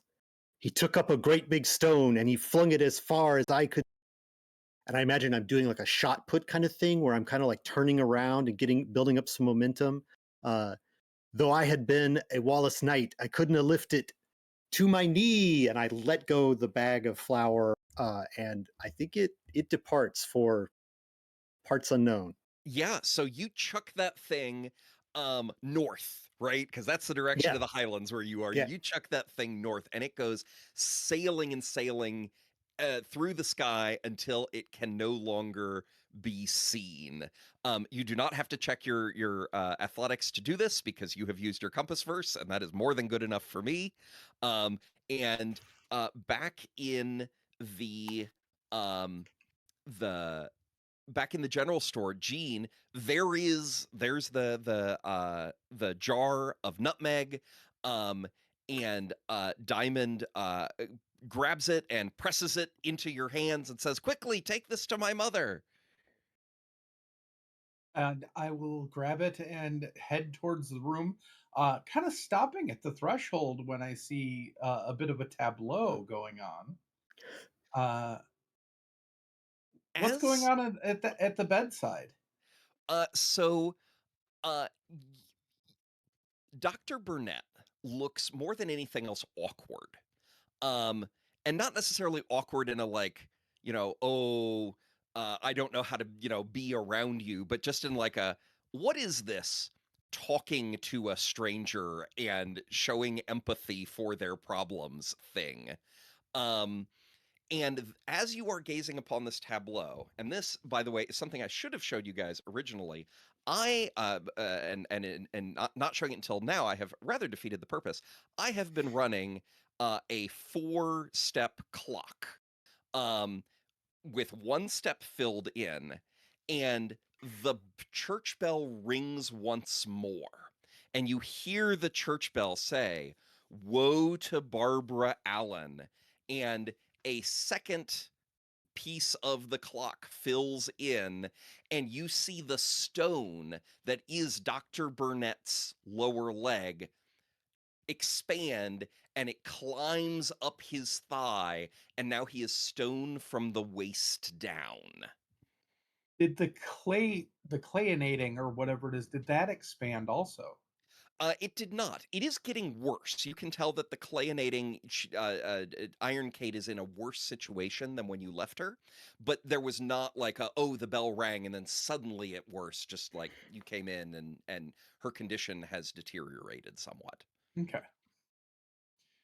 So At this point, go ahead. the bell definitely seems like it's connected to like Barbara Allen's hardening, right? Yeah. Mhm.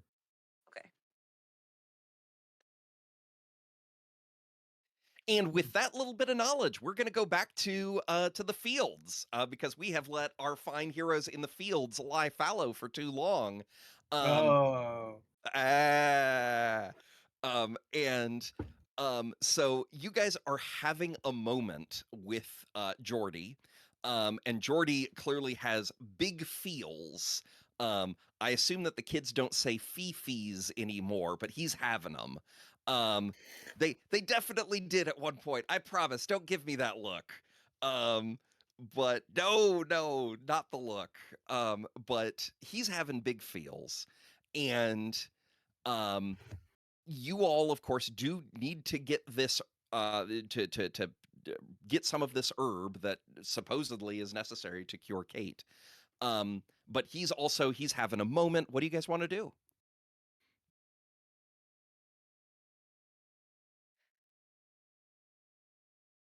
Listen, I've been a man about town time or two, but I think what you feel for this Iron Kate, as she's known, Diamond. maybe is Diamond. Diamond is I the lied. teenager. Put that back. This Diamond. I feel almost that it's this more true. It feels very honest. There's something beautiful about that, so I want to help you out. So, what do you want to do? I mean, you can tell me if there's some way that you can be with this diamond, because your mom thinks you're dead. Jesus. Uh, But maybe I can help, and that doesn't have to be the case. Happy endings. I mean, I boy, that would be really wonderful. But if we're going to be together, if it's true love, and he says those two words very earnestly, um, if it's true love, then I cannot let her mother perish. We have to get these herbs. I think there's another patch of herbs over in that direction. And he goes off at a good clip. What do you guys want to do about that? Following to keep up with him, but watching as she goes to make sure she avoids any spots where like fungus are growing in a small circle or circles of stones have been placed. All right. You never be too careful. I'm gonna Cannot start be. collecting as many leaves as I can. I guess I don't have any leaves where I'm at, right? So there's no shortage, of course, of leaves as a general concept. But like the one that he needs.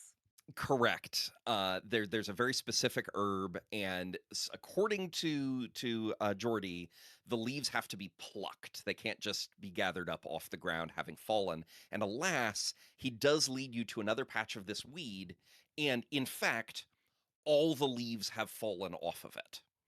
Okay, then I am going to. I feel like this is. Oh, this is. I'm gonna try it. It's a one shot. Um, I think I would like to, once I catch up with them, use my compass, the dried rose petals.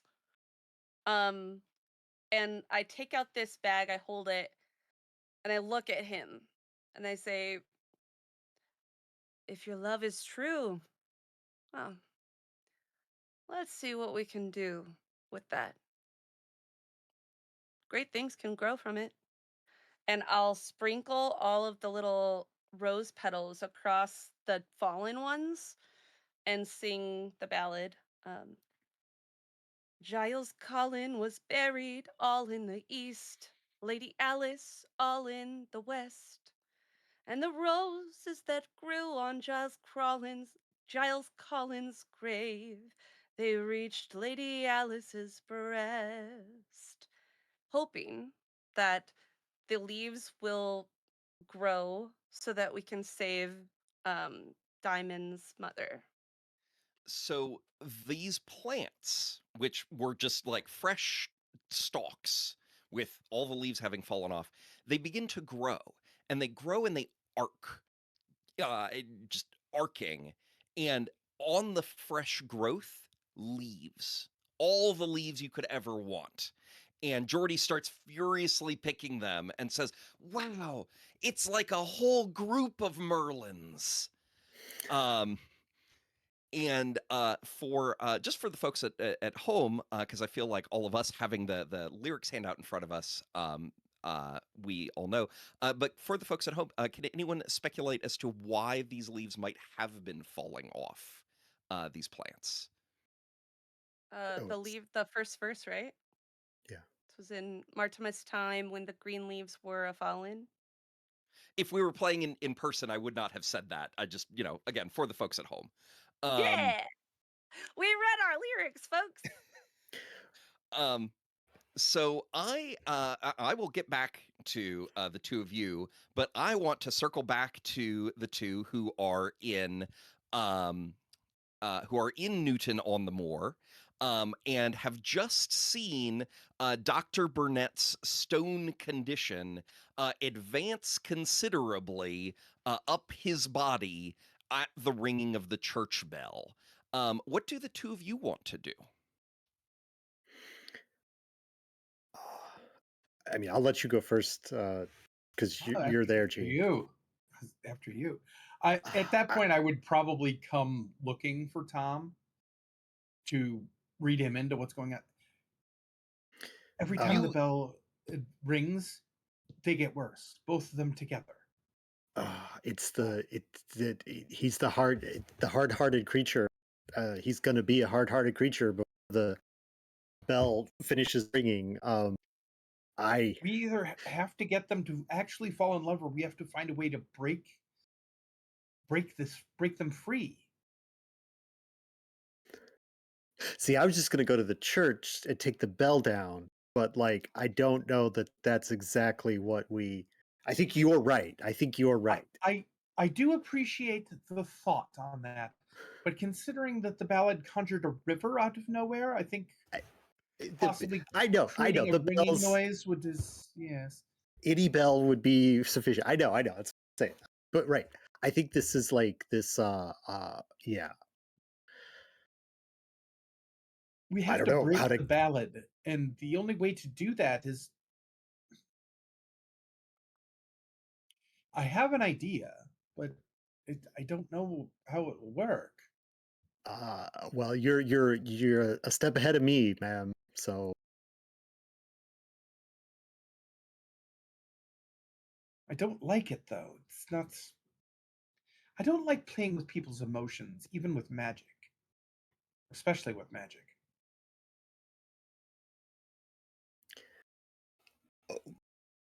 Go on. So she sighs, and you notice she's been like playing with a small purse pouch that is at her side. It is very old, and Mm. it is a black purse, which doesn't go with what she is currently wearing, even though black tends to go with everything. And she pulls it off of her belt and opens it up, and you can hear the jingle of coins inside of it.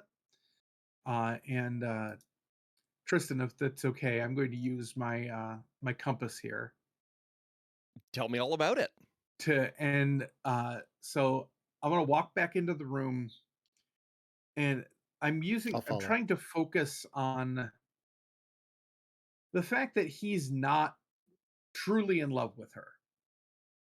Maybe that could happen given a good amount of time. Miracles do happen. I'm attempting to use my compass and the verse to force it a little bit. Because 100 men you cannot get, nor yet 16 in Christendom. For some of them will us betray. And as I reach the final line of it, I pour the coins into his lap, and other some will work for fee. Oh, your intention is to hire him to be in love with her and to use the compass verse to make that actually work. Is that am Yes, I understanding? I that is exactly it. love it. Um, I would like to point out for the folks at home, these people picked their own compass verses. This feels like this is all a perfect fit every time. They picked their own compass verses. I didn't stack this deck. This is amazing. And when I said at the beginning, one of the great joys about running this is how the compass verses they're always different every time. And oh, I love it, love it, love it. Um, and uh, he is uh just dumbstruck. And then he kind of gathers up the money and shoves it into his too small pocket. And it does that thing. I don't know if any of the rest of you guys this happens to, but it happens to me all the time where like you put too much in your pocket and it looks ridiculous, right? Like it makes the pant leg really tight around your thigh and then you got this giant like absurd. Anyway, this happens to him. Um and he looks at Iron Kate with new affection. And uh what happens? I am going to say, I'm going to use a little bit of GM fiat magic here to say that the two folks who are with Jordy and also Jordy return from the fields at this point. There was an additional fun obstacle involving things from the lyrics coming to life that will not happen in order to make this particular thing come to pass. Um, but you guys return at this moment, and as everyone walks in the door, um, Dr. Burnett is looking at Iron Kate with returned affection for the first time, and the the clay in her body, you can watch it being replaced with flesh, and the stone in his body, you can watch it being replaced with flesh. And as you are all standing there, you hear all of a sudden a furious banging on the door. Someone is demanding entrance from the street into the general store slash private home where all four of you are standing now. What do you want to do? Banging on the door feels like something Gamel would go to enter, so I'll go check the door. You open the door, and there is a woman wearing very nice clothes. A middle-aged woman wearing very nice, like you, Gamwell, from some clothes, right? given your clientele, the people that you work for, like this is a woman who is dressed like she has capital M money. And she says, "What's going on in there? Is my son in there?" Oh. Um, right, just so I know, it's definitely we already know that Mrs. Garmoth is the one that owns all these lands. Maybe not necessarily literally the land that you're standing on, that has not been determined, but she is a big time landowner in this area. Um, Mrs. Garmoth, I presume. I've heard great many things about you. Um, I'd love to talk, actually. It's very interesting that you've Give her arrived. your card. Uh, she kind of looks you up and down, the way you're dressed, the way you're standing, the accent that you used, all of these class markers that we as Americans could not begin to contemplate. I Mhm. know exactly who you are. Get out of my way. And she moves to walk through the door. What do you do? Uh, I try to put my hand on the door to block her for only a moment. Not for good, but just for a moment. And I just tell her, let's, hmm, don't forget that you are a mother first. I'm sure you care about your son. I Think about it. I I'll move my arm. when uh when Gamma went to the door, I think I went to the door between the inner room and the general store. So like I won't block this woman's way, but I I I kind of want to use, I don't know if I could quote the lyrics to the GM, but like I don't know if this is what, but I'm looking Tell at me the all line. about it. I'm looking at the line "Be kind to Barbara Allen" as like Yeah. a as a can I soften this situation by quoting that as she comes through here? Even though this like we know who she's mad at, and maybe there's I don't know, like I just want to turn down the volume of her anger by invoking that line from the thing as she passes by me between the one room to the next. So, yeah, that is really fun and interesting. I'm gonna roll with it. So you can't necessarily like invoke parts of the ballad. Interestingly, if we were in campaign play, in the next adventure you could. That is the fourth thing that you can tick a checkbox to do Uh, is cause a verse from a previous adventure's song to come to life. Um, so you can't do that here because this adventure is not concluded. Um, but that is a very fun concept, and it is, leaning on the ballad, right? One of the established tactics I that mean, so what I'm gonna say, how your character would understand doing this is making some sort of like reminder to please be kind. And I would ask for a kind roll. I am neither kind nor cruel. I'm an even-handed person in this world, so I fail. All right, so you fail. So there's a character who has this really interesting idea and is in the moment of crisis is just not able to put it into practice. A tragedy on par with whatever the hell is going on with Jordy and Dr. Burnett, and she storms into the room and and points at Dr. Burnett and cries out, "Snake, stealer of children!" And uh, tentacles of fabric emerge from the sleeves of her dress and snake towards through the air towards Dr. Burnett. What do people want to do? What was this woman's name again? Mrs. Garmuth. Mrs. Garmuth. Okay. I think at this point, Jean, with all of her haughty English landed gentry pomp and circumstance, Mrs. Garmer, how dare you bring this sort of violence to a sick room? I'm basically going to try and use upper class to shame her into chilling the fuck out. Oop. Sorry, Twitch. That's our one. That's our That's our one. one. That is my sorry, John. Sorry, Twitch. Yeah. So trying to de-escalate the situation.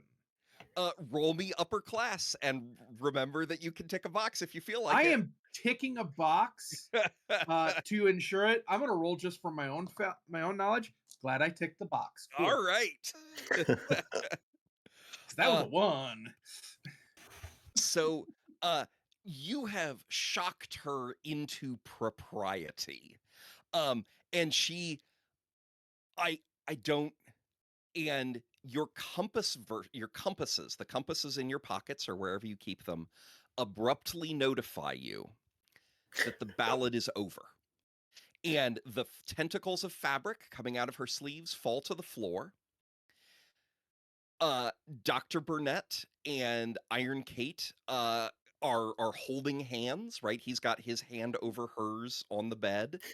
Um and nobody's gazing soulfully into anybody's eyes because everybody's just staring at this commotion. Um but the ballad is no longer recapitulating. The ballad is no longer alive. Um, I do have, however, an important follow-up question, which is just because the ballad is no longer recapitulating doesn't necessarily mean that the adventure has to end in quite this moment, because we have some outstanding threads here that you guys may be able to influence, right? Depending on you've gotten to know these people, and there's obviously an argument that has been it started. Um, so, how you guys want to intervene in this situation may be up to you. Anybody got any ideas?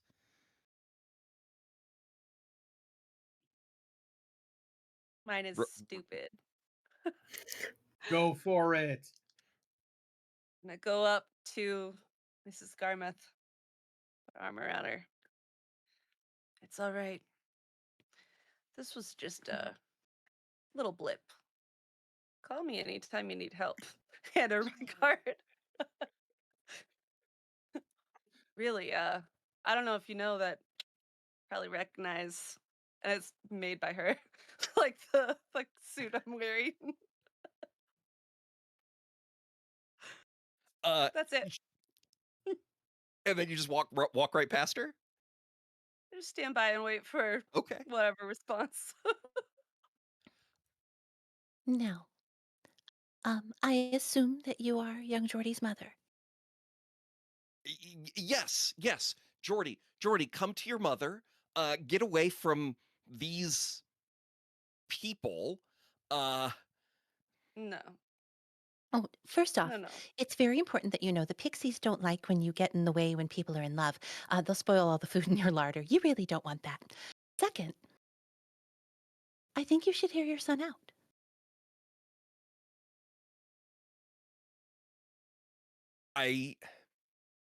she is very aware of all eyes being on her.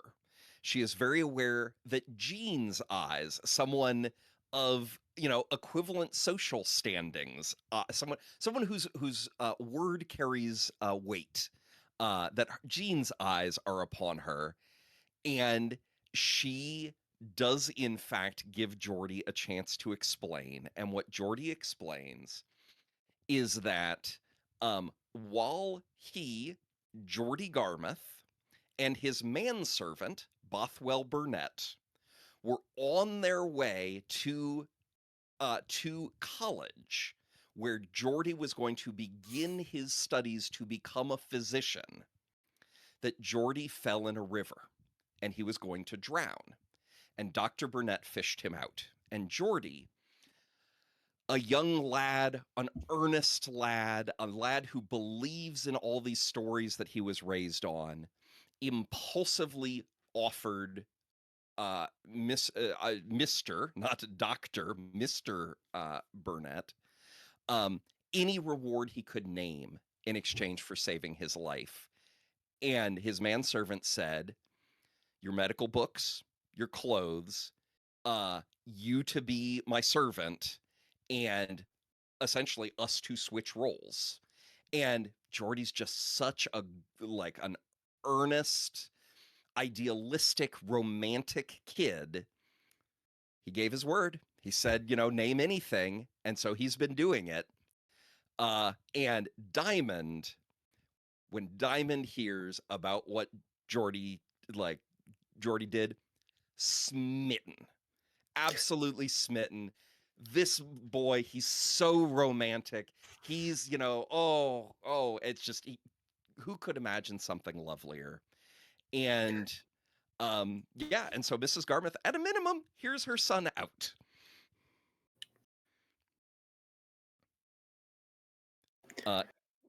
Go ahead, Tom. No, I don't have any like. I just there's a way to make this all work out. Like they can figure it out. Yeah, I almost feel like the, Burnett and Iron Cater holding hands as this conversation's happening, and as the mother starts to like soften a little bit towards her son, like that's when we all just kind of fade out of the room and just leave them to sort their poop together. You're And I've welcome, got Twitch. one last thing. Okay. Gamwell, and I would like to click my box cruel because I'm going to go up to Mr., not Doctor. Go up to him, grab him by the arm very forcefully, and look into his eyes and say, I think your debt's been paid. Give the kid his books, stop using his name, and thank God that you didn't actually have to save someone today. All right, and I think we're going to fade to black right here. Yeah. Yeah. What happens with these various relationships is left as an exercise for the reader. Thank you all so much for playing. Thank you. Yay! My mean guy got to do something good. It's a real scared straight situation. Yeah, Yeah. real scared straight situation. That was really fun, Tristan. Thank you, This is Tristan. so cool. I am glad people had a good time. This was enormous fun to run. Everybody brought something to their characters that was totally different than I have ever seen before. I've been running these same. You guys picked from a list of 10 pre-gen characters. I've been running these same 10 pre-gen characters for years, and you guys absolutely brought things to these characters that I had never seen before. It was absolutely wonderful. Like, thank you guys so much for playing. Just an absolute joy. Thank you. Thank you. All around. Yeah, thanks for running, All Tristan. around. Yeah. Yeah. Cool. All right. Hey, where can people find out more about Ballad Hunters? Oh, wow, what a good question. Thank you for prompting me. Yeah. Yes, I should have been thinking along those lines. So, Ballad Hunters is currently slated to go to Kickstarter in March. It is going to Kickstarter. March of 2026, if you're watching Yes, it thank in you. the far future. Good call. Yes, so in the near future, um, it is. You can find out more about Ballad Hunters either on the crowdfunding page when it goes live, or if you go to the Pelgrane Press blog, their C Page XX blog. Um, I have a series of blog posts up there about Ballad Hunters. I've got one on the I want to say July issue of just like, hey, here's lots of information about Ballad Hunters, and then I'm doing a monthly design diary about design decisions going into Ballad Hunters. You can also, and it's probably easier to find all this this way. Go to my website, moltensulfur.com, where I write the multi-Any Award nominated Molten Sulfur blog, where you can, where every month I put out a post about something cool, worth learning about from real history or real folklore, and then talk about how you can file the serial numbers off of it and drop it into the campaign you're already running.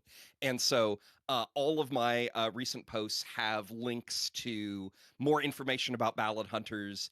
And so I would, easiest way probably go to moltensulfur.com or just Google the Molten Sulfur blog. And you can find out more there, or hopefully there will be links and such like. Thank you very much for asking that question. I would have totally dropped the ball on doing that otherwise. Oh, it's no problem. I mean, I'm kind of used to doing the wrap up for all right my show, so it's just kind of was easy. Yeah, and I'm sure we will also share out about the Kickstarter when it comes live, when it comes time on Rook and Rasp, so people can follow you there too. So, all right, everybody, thanks for taking part of everything tonight, and I hope everybody have a great night. Good night, people at home. Bye. Bye.